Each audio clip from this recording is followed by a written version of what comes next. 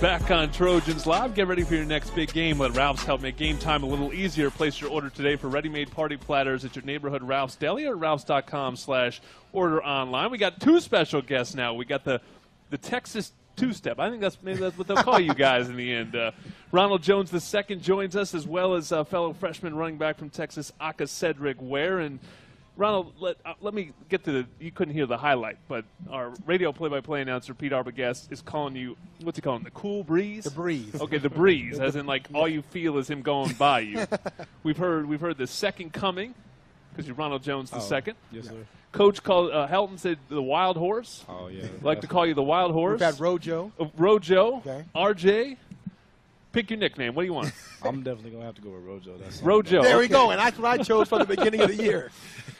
Well, tell us about this, Aca'Cedric. Why don't you tell us about Ronald? The two of you have sort of gone through this together. I always see you guys paired up. You've come into this experience together. You know, what's it been like coming to USC from Texas and leaving home and taking on this challenge? It's been great. It's been a great experience. You know, when we first got here, the team, they took us in instantly. You know, it wasn't no doubt that we was part of the Trojans. Ronald, you've been breaking records, or you're on the verge of breaking records. You already have you got the single game, but now we're on pace for the season record. How important is it for you to break that record, or is it just part of the process? I think it's just part of the process. You know, as long as we're getting wins at the end of the day, you know, if I break the record in the process, then, you know, it has to be. It's Charles White record, by the way. Yes, sir. Okay. Yeah. Have you met Charles yet? No, sir, but I know he's a former Heisman winner. Oh, yeah. He's always around. You'll meet Charles eventually. What were you guys, both of you, what were your expectations, when you came here? You show up as freshmen. I'm not sure you didn't know exactly what was going to happen. What were your expectations? Well, I knew I was going to have to come in and compete for playing time, and that's something that the coaches, they told me from day one. We got two great backs in front of me, so just, finding my role with the team and making the most of my opportunities. What about you, Seth? Yeah, same here. I knew there was going to be competition coming in with the two great backs in front, including Rojo and Double D, Dominic Davis. Right. So, yeah, we all knew it was going to be competition. So, yeah, we just going through the process, finding our role on the team. Talk about moving, as far as you have, because there's not a lot of guys from Texas, obviously. And matter of fact, the one guy I ever played with from Texas, they called him Tex when he got here. His nickname was Tex. Talk about the transition. How tough was the transition, not necessarily from football, but even off the field? How big was it to get adjusted to California? I think definitely off the field. Y'all saw my situation with the food.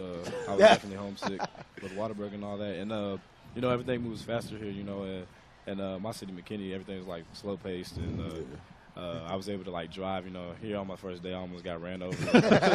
It's just, in that aspect, it's definitely been different. Zed, how about you? Yeah, it's the same. It was kind of difficult when we first got here, but like I said before, the team, they took us in, made us comfortable. Right. So after a while, we got used to it. Now, are you going home in the summer, or are we going to? Oh, definitely. Okay. Definitely. I have never had a Whataburger. Oh. But you have talked about it a lot. What am I missing here? You missed the honey barbecue. What else? The chicken strip sandwich. The honey butter chicken biscuit. The honey butter chicken biscuit. That's the first meal off the plane when you go back to Texas? But I've heard you found an okay substitute finally, right? Five Guys is at least getting you through the nights? Yeah, a little bit. Okay, it's just that was a one-time thing. You're already over it. It's pretty good. In-N-Out Burger anywhere close, Ed? Nah. No. Oh, man. Okay, now talk about this team. Obviously you guys are going to Oregon. You guys have probably heard of all the things about Oregon, whether it be crowd noise and all that kind of stuff. The one thing about both of you is that you guys don't play with that same freshman, quote-unquote, fear. What has it been that helped you sort of get over that? Was it, I'll start with you, Seth. Was it the high school experience, or what has sort of helped you play with more of a calm and cool type of mentality as opposed to a freshman mentality, which is what you guys are? The crowd, it was really nothing new.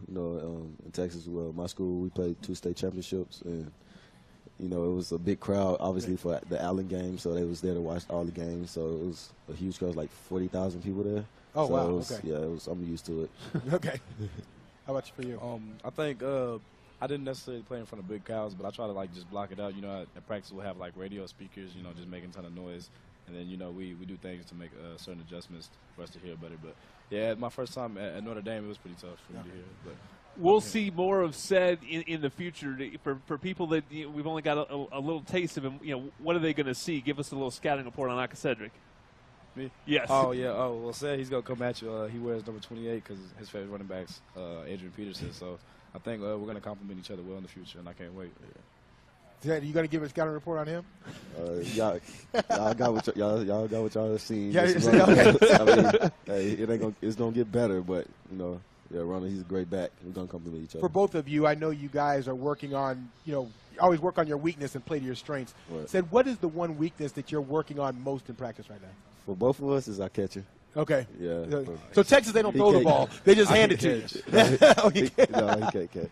But, we've both been working on our catching, and that was definitely our weakness coming in. Okay. And we have improved on it.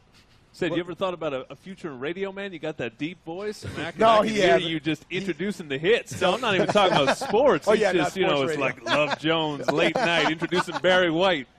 I'm thinking about it now. Since you just told me. Well, these guys will be headed up their first taste of Autzen Stadium and the Oregon Ducks, a game I'm sure that they have been waiting for and circled on their calendars. And coming up this Saturday, 12:30 ESPN, and, of course, right here on ESPN LA, 710. Thank you, boys, for joining us. When we come back, a special guest, our partner from CHLA, Children's Hospital Los Angeles, will join us next on Trojans Live.